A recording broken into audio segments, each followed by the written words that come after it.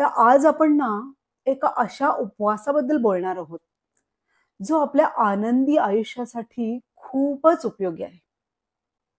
आणि मागच्या आठवड्यात मी जो व्हिडिओ दाखवला होता, आरोग्यदायी पावडर, ती पावडर घालून एक पारंपरिक पदार्थ मस्त ट्रिक सोबत मी तुम्हाला दाखवणार आहे शेवटी.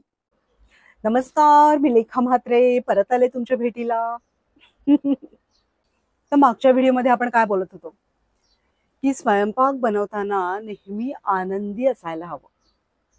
पण मी काय म्हणते, स्वयंपाक बनवतानाच का फक्त, ओव्हरऑल सगळ्यांनीच आनंदीच असायला हवं. आता तुम्ही म्हणाल हे कसं काय शक्य आहे? हे बघा, खूप बेसिक आहे हे. म्हणजे जर खोलात जाऊन आपण विचार केला ना, तर आपल्याला कळेल, अरे च्छा, खरंच आपण नेहमी खूप आनंदीच असायला पाहिजे. फक्त त्यासाठी आपल्याला काही तयारी करावी लागेल. आता बघा, आपल्या घरामध्ये जर काही एखादी नवीन वस्तू आणायची असेल किंवा बनवायची असेल, उदाहरणार्थ चला सोफा बनवायचा आहे. आजकाल मला वाटतं कोणी बनवत नाही सोफा वगैरे. सगळं रेडीमेड. हा, सोफा बनवायचा आहे. तर आपण सगळे लगेच त्या सोफ्याचा रंग कोणता असेल, मटेरियल, स्टाईल, डिझाईन ह्याच्यावर किती डिस्कशन करतो. कारण आपला उद्देश काय असतो, आपला सोफा एकदम भारी झाला पाहिजे, छान सुंदर दिसला पाहिजे, म्हणजे कोणी घरात आलं की म्हणाल, वाह काय सोफा आहे. तर ती तर झाली सोफ्याची गोष्ट. इथे आपण आपल्या आयुष्याबद्दल बोलतोय, त्यामुळे किती तयारी करावी लागेल. असे घाबरू नका, छोटीशी तयारी आहे. तर माझ्या लाडक्या मित्रमैत्रिणींनो, माझा प्रयत्न काय आहे, की सगळ्यांचं आयुष्य छान सुंदर आणि आनंदी झालं पाहिजे. तर काय ही तयारी?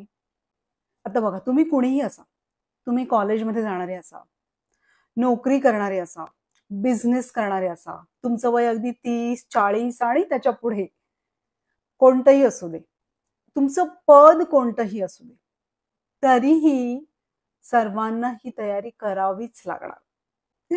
म्हणजे आज आपण काम करणार आहोत. सगळ्यात महत्वाचा विषय, आपल्याला येणारा विनाकारण राग, विनाकारणच म्हणेन मी. तर आपण काय करायचं, आपल्याला स्वतःपासून वेगळं करून बघायचं. म्हणजे जस्ट इमॅजिन करायचं. आता मी इमॅजिन करते, ओके ही लेखा आहे.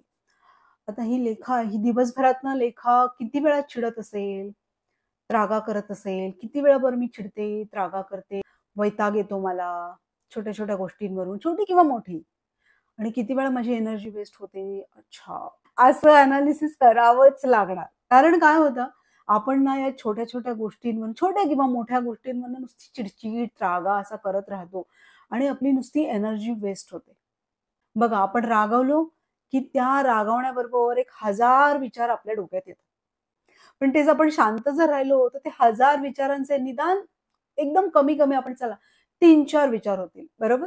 आधी स्वतःच आत्मपरीक्षण करायचं, की दिवसभरामध्ये आपण ही उगाचच अशी एनर्जी आपली वेस्ट करतोय का? तर काय करायचं, ह्या आठवडाभर आपण एक प्रयोग करूया, की अजिबात चिडायचं नाही. आणि हो, एक महत्वाची गोष्ट, तुम्ही हा प्रयोग करता हे कुणालाही सांगू नका.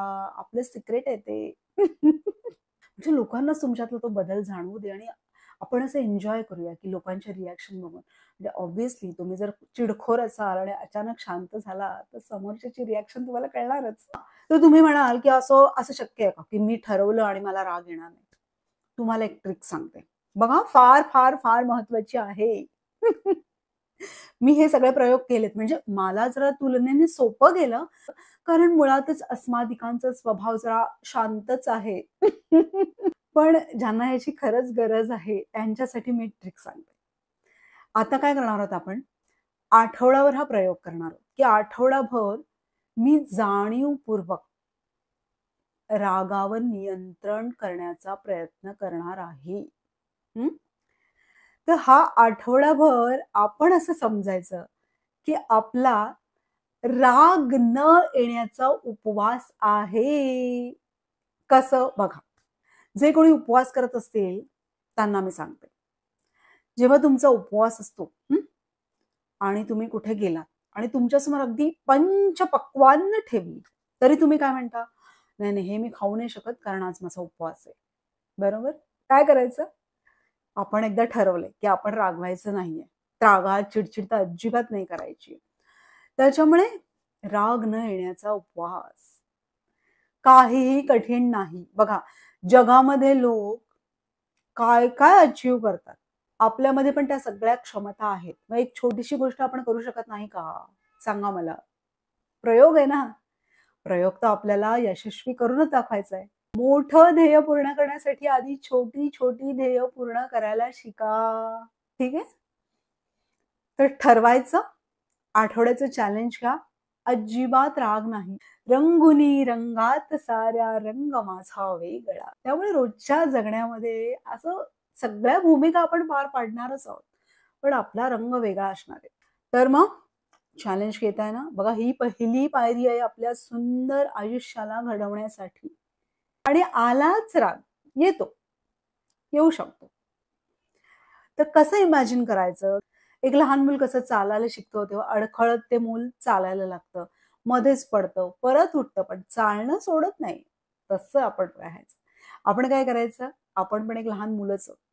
प्रयत्न करत राहायचे. मग आपल्याला हे जमलं की आपण जोराजोरात चालायला लागणार आहोत. मग धावायला लागणार आहोत आणि मग डायरेक्ट मॅरेथॉनच जिंकायची आपल्याला. आता कधी राग आलाच, पटकन आपल्या लक्षात आलं की अरे आपण रागवलोय, तर मग लगेच शांत व्हायचं. सॉरी म्हणा की समोरच्याला, त्यात काय, किती बरं वाटेल बघा समोरच्यांना. म्हणजे बघा, आता घरातल्या प्रत्येकाने असा प्रयत्न करायचा, आपलं घर बनवायचं नो अँगर झोन. बघा मित्रमैत्रिणींनो, राग ह्या गोष्टीवर जर आपण असं काम केलं आणि एकदा का त्याच्यावर नियंत्रण मिळवलं की आपली एनर्जी इतकी वाचेल आणि रात्री मस्त शांत झोप लागेल. त्यामुळे आपण लवकर उठून आणखीन पण बरंच काही काही करायचंय, ते पुढच्या व्हिडिओत आपण बघणार आहोत. म्हणजे आपल्या बाबतीत काय होतं, ट्रॅफिक किंवा सिग्नल लागला तरी आपण वैतागतो. शांत राहा. हे बघा, आठवड्याचे 7 वार आहेत की नाही, प्रत्येक वाराप्रमाणे एखादं गाणं घ्यायचं आणि दिवसभर ते मनातल्या मनात गुणगुणायचं. समजा सोमवार आहे, दर्शन देहु शंकर महादेव, दर्शन देहु शंकर महादेव.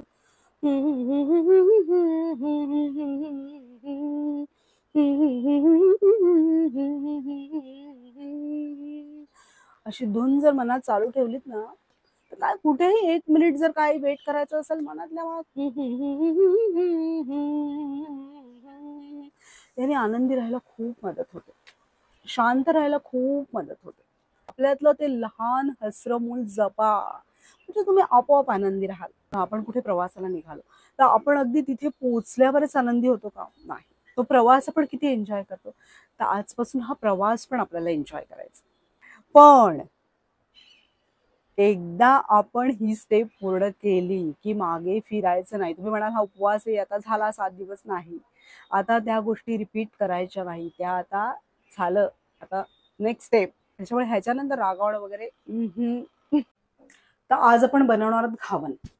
म्हणजे कधीतरी ना भाकरी चपातीचा कंटाळा येतो किंवा असं वाटतं की मस्त घावन बनवून खावेत, पण बनवायला गेलं की ते फसतात, तुटतात.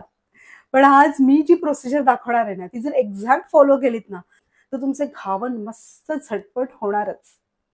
तर तांदळाचे घावन बनवण्यासाठी साहित्य आहे तांदळाचं पीठ, थोडासा आल्याचा तुकडा, बारीक मिरची, कोथिंबीर, आपली आरोग्यदायी पावडर आणि चवीपुरतं मीठ.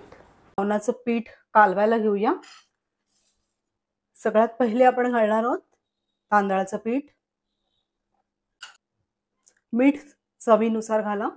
मग आपण घालणार आहोत आपली जी हेल्दी पावडर आहे ती 1 चमचा, छोटा चमचा आहे. हिरवी मिरची अगदी बारीक चिरलेली, आलं आणि कोथिंबीर. थोडं थोडं पाणी घालून साधारणपणे ते मिक्स करा.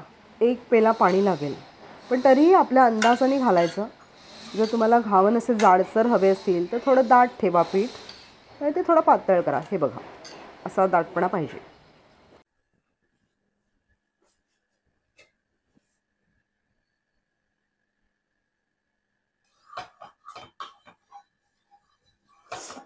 तवा आपला मस्तपैकी तापलाय, आपल्या लक्षात येतंय बघा, वाफ लागते छानपैकी. छान तापवून घ्यायचा आणि पहिली टीप ही आहे की पहिला घावन छोटासा बनवायचा, किंवा आपले ते डोसेवाले करतात ना तसं करून बघायचं. थोडंसं पाणी, पण जमेल तरच करा बाबा. आपलं हे पीठ कन्सिस्टन्सी लक्षात येते. तर मी म्हटल्याप्रमाणे छोटासा करायचा आधी. हे बघा,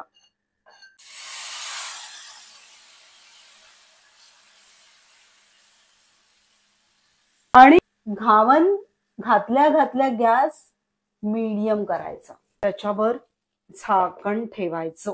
1 मिनिट लागेल याला. ही आता आपण तो बघा, पहिला छोटा घावन. आता घावन घालताना साईडनी स्टार्ट करायचं. हे बघा, आणि मधली जागा मग अशी फील करायची. बघा, लगेच गॅस मीडियम आणि झाकण. आता बघा, साधारण 1 ते 1.5 मिनिटांनी आपण तो उलटणार आहोत. हा मोठा आहे त्याच्यामुळे थोडासा जास्त वेळ. दिसतायत आपल्याला कडा सुटल्या आहेत. हे बघा, आहा, बघा आहे की नाही, किती सुंदर घावन. एवढा मोठा घावन मी बनवला. येस. एकदा उलटला की परत छानपैकी, जसं मी म्हंटल, तुम्हाला जर कुरकुरीत हवा असेल तर मस्त 1-2 मिनिटं ठेवा, कारण मला थोडा कुरकुरीत आवडतो. हा बघा, दिसतोय.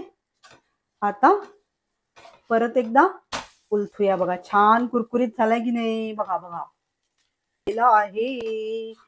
हा बघा, मस्तपैकी घावन आपण प्लेट मध्ये काढला.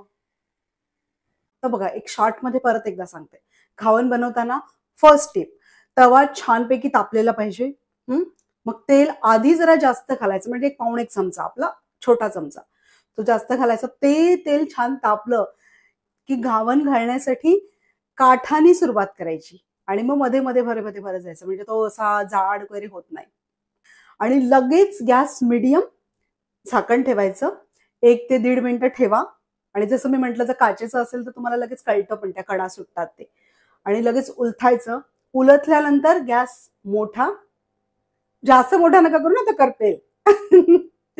आणि मग तुम्हाला जसं एकदम कुरकुरीत हवा असेल, खरपूस हवा असेल, तर मग 1-1.5 मिनिटं ठेवा तुमच्या अंदाजाप्रमाणे. आणि झाकण ना परफेक्ट पाहिजे, म्हणजे ते पूर्ण कव्हर होईल असं. आज जरा झाकणाचं माझं छोटं मोठं असं झालं. त्यामुळे ह्या आठवडाभर अगदी प्रयत्नपूर्वक राग न येण्याचा प्रयत्न करायचा, आणि आपल्यातल्या त्या लहान मुलाला सतत सांगायचं, चलो जाने दो अब छोड़ भी दो, चलो जाने दो अब छोड़ भी दो. आणि सतत आनंदी राहायचं.